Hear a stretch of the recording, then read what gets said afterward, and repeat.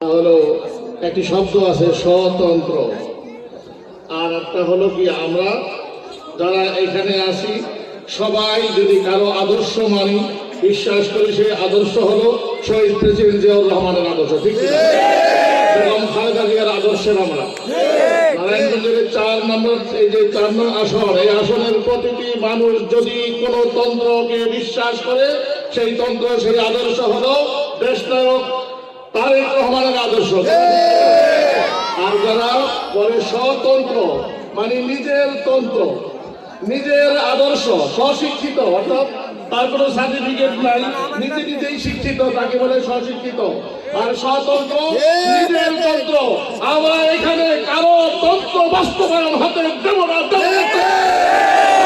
যদি চলে সেই তন্ত্র, আদর্শ যদি চলে সেই আদর্শ শহীদ প্রেসিডেন্ট জিয়াউর রহমানের আদর্শ,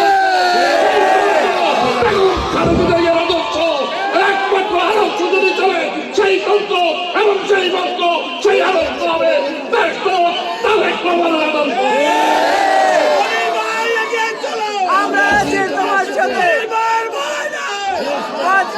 অত্যন্ত সচেতন ব্যক্তিত্বের অধিকারী, অত্যন্ত পরিচ্ছন্ন রাজনীতিবিদ হিসেবে পরিচিত জনাব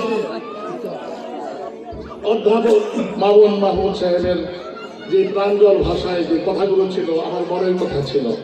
আমি মনে আপনারা ধরে নেবেন এই কথাগুলো উনিও বলেছেন, ওনার সাথে সাথে মঞ্চে উপবিষ্ট সকল নেতৃবৃন্দের মনের কথাগুলি ওনারা বলেছেন।